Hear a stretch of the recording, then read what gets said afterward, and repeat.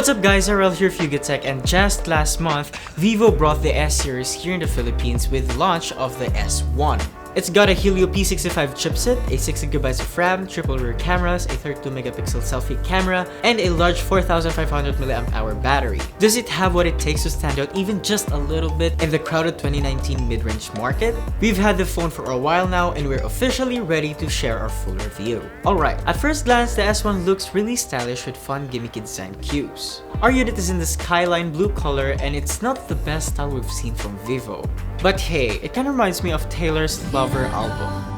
But besides the colors and glare effect, the Vivo S1 looks just like your typical 2019 mid-range smartphone. It has a glossy body and you get your protruding rear camera module and an LED flash at the back. And you also do get some Vivo branding on the lower left. Up front is a 6.38-inch screen with a water drop notch that contains the front-facing camera and the speaker phone. The side top bezels are slim, but the chin is pretty thick.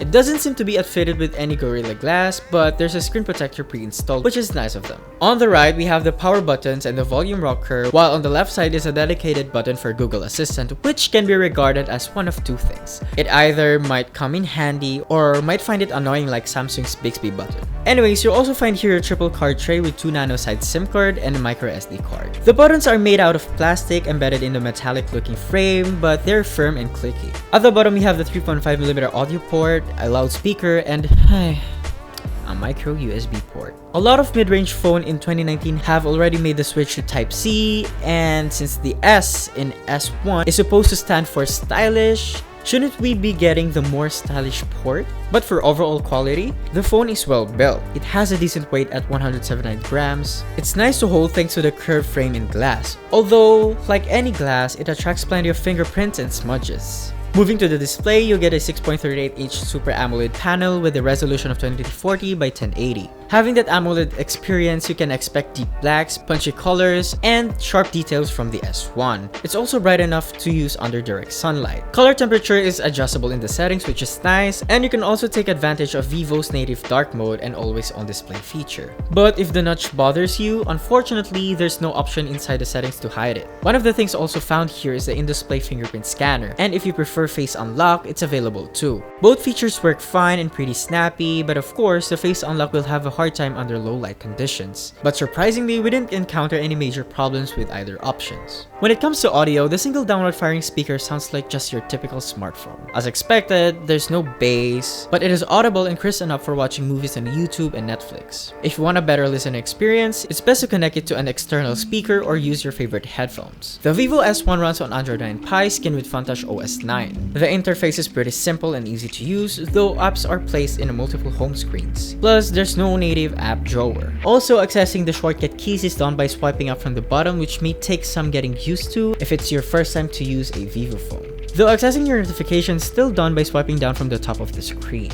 As for other features, there's a lot of useful ones like Joey Smart Scene and other widgets by the left of the home screen.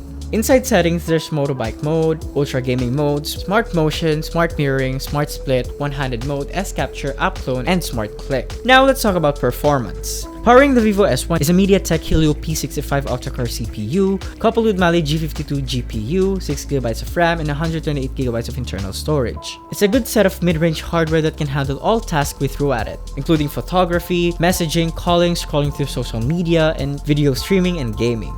If you haven't seen our episode of Can It Game, click right here. But for summary, S1 can run games like PUBG Mobile, Mobile Legends, Honkai 3 Impact, Brawl Stars, and Asphalt 9. But the numbers are pretty average to below average, and definitely not enough to beat some of the competitions at the same price point, in terms of performance. Then again, it can still provide smooth day-to-day experience and we didn't expect any lags, crashes, or unusual heating. Take a look at our benchmark scores now. When it comes to battery, we have a massive 4500mAh capacity. In our PC Mark battery test, we got a total of 12 hours and 32 minutes, while our video loop test got us over 20 hours of playback. But despite those numbers in real-world usage, the S1 won't disappoint. It serves us almost a day and a half of mixed usage, so if you're not always on your phone, you can actually have the S1 running up for 2 days. Charging on the other hand takes about 2 hours using its 18-watt dual engine fast charging. I really wish it charged faster than that. The Vivo S1 has has a triple rear camera setup consisting of 16 megapixel main camera with an aperture of 1.75 plus 8 megapixel ultra-wide camera with an aperture of 2.2, a 2 megapixel depth sensor with an aperture of 2.4. Meanwhile, in front is a 32 megapixel front-facing camera with an aperture of 2.0. The camera app itself has a lot of features like Pro Mode, Panorama, AI Beauty, Fun Video, HDR, Portrait Light Effects, Live Photos, and AR stickers. And when it comes to quality, the image taken from the primary camera looks fine with accurate colors and sufficient detail. There's AI scene recognition on board, so we notice some subtle post-processing going on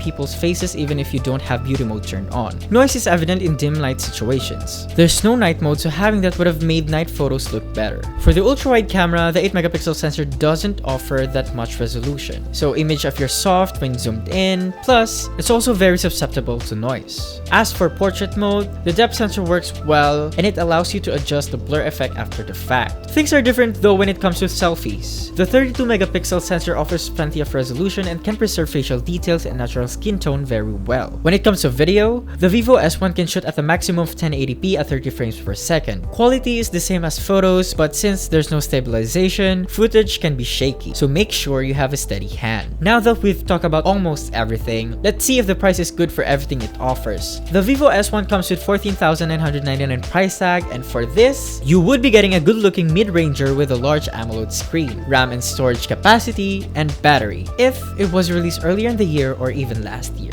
Right now, in late 2019, it's facing some tough competitions from the likes of Huawei and Xiaomi, but against Vivo's own line of phones, it doesn't have a good value compared to the V15 and V15 Pro.